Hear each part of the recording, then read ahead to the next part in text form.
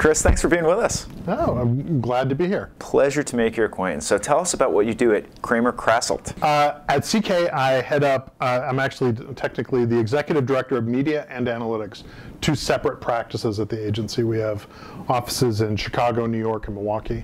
So it sounds like you're two good places in the industry with media and analytics. Tell us a little bit about the differences. Well, I think more and more media is moving to be more and more data-driven. Frankly, all of marketing is. I think marketing, in the balance of art and science, has been an art for many generations and is evolving to much more of a science. Tell me about how all that has changed as the technology's changed. Just having data, it doesn't do anything for you. Having it actionable is the critical part. We've focused a lot of time on aligning our data so we can quickly get to the information we need. More programmers, actually having people on staff that we can do it ourselves.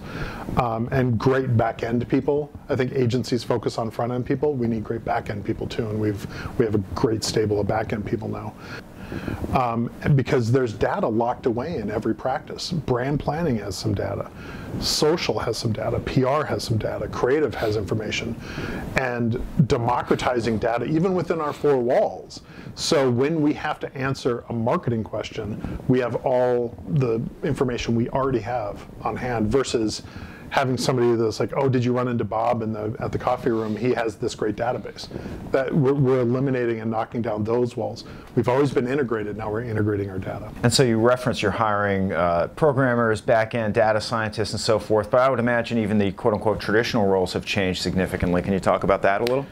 If there's two things we look for in great employees, is an attitude of self-learning, like they educate themselves every day, and that they're self-motivated. Because if you're doing something now that you were doing the exact same way you were doing it 2 years ago, it means you just have a failure of imagination. And what do you need from your brand partners to be most successful in this kind of new dynamic? Transparency from our clients, from our partners. The more you share data, the more we share data, the better we're going to do. How does programmatic factor into your business? It's been a big growth area. It was one of the first things. I've been at CK for 3 years now. One of the first things I came in to do was to help set up our programmatic practice. And so we came out of beta about 18 months ago for desk programmatic media buying. We see more and more media buying going programmatic just because it's easier for the publishers to garner more money. It's easier for us to have more transparency. It's been great. It's been a really powerful thing. We have 100% adoption from our clients, even though it's not a requirement.